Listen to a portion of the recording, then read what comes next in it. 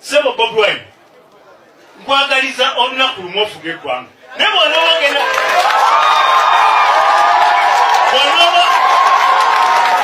naye nga nkulamirira bw'onooba okulembeza ggwanga bw'onooba okulembeza mawanga Uganda tojja gifuga okujja ng'olifuga katundu kaki ate nga bw'oba oyagala okufuga Uganda yonna nsi ki mbakubiriza abaana bange mwe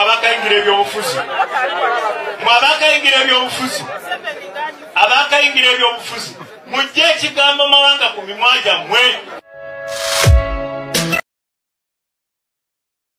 Alright, fenna tuze tubiraba ebize bitambula ku General Katumba Wamala naddala wiiki eno ne incidents ezibaddewo okwerumangana okwetwalaganya buli kimu tukirabye nga kigenda mu maaso okubanga kyapeninga ekitegeeza nti wali kitasoboka ate n'ekirala abantu bano kirizo bagaana ekyokulaba bakimanyi nga n'amazima bagamanyi wabula nga beeyisaako obweyisa olw'okuba balina mukama waabwe gwe bakolera.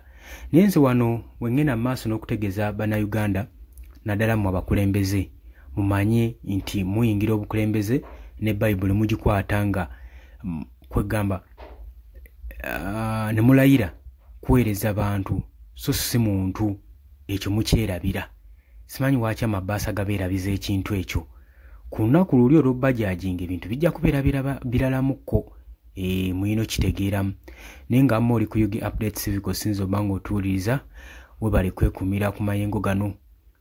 Nina maaso n'okutegeeza gwe mukwano gwange atannakubanga otweyungako kirira wansi waliwo ekigambo subscribe okikoneko ojja kubosola bulungi otwegattako ddala butereevu naye teweerabirako na mukadde ako ke kaleeta notification message waggulu awo okusobola okulaga nti no waliwo information eyingiddewo okuva mu Yugi Updates TV. Abali emitala w'amayanja nammwe sibeerabidde temunkiikira nsingo sibeerabidde mwebale kwekumira ku Yugi Updates TV mukola kyamaanyi nnyo ddala. Kakati akatambi ako nga kuteeddeko lwa nsonga njagala kutegeeza nti abantu bano tolowooza nti n'obeera eyo n'oleekaana gongolooza temanyi kigenda mu maaso. Bamanyi ekigenda mu maaso so ate n'ekyokukola nakyo bakimanyi. Gwe tolowooza nti no babeera eyo nga n'ekyokukola tebakimanyi n'ekyokukola bakimanyi naye bagaana bugaanyi kutegeera nabiteeka mu nkola. Nabo sigamba nti no bwe bali obulungi ennyo nabo ekintu kyabwe kibanyigiririzaamu. Kasirowooza nti no General Katumba Wamala engeri gye bamuyumiliatingamu mu gavumenti ya Mwami Museveni sirowooza nti nno ye muntu eyandibadde alina obwagazi okubeera mu kifo ekyo. Onkiwa ebiyinza okuba nga bimusibayo mu nsonga ntono nnyo. Kisooka kitiibwa, ekyokubiri nsimbi. Abamu banoonya ne baviirayo tebalabawo. Efo ky'okujja ne beegatta ku kkuba ettuufu ery'okulwanirira eggwanga lyattu. Kubanga mukkirize mu nkyukakyuka twetaaga abantu ng'abo.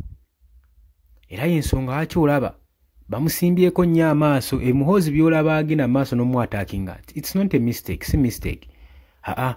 Waliwo kibabala, waliwo kye baabala ne kigaana otuukirira. Kati bayinza okuddamu okwagala okiri ku obuto. Ebyo si bigambo bya mukutu guno wabula bigambo byabo abagenda mu maaso n'okukkaatiriza ensonga ku social media. Naye ng'oli ku Yugi Updates TV saagala kwongerayo nnyo mwebale kwekumira ku mayengo gano gwe mukwano gwange.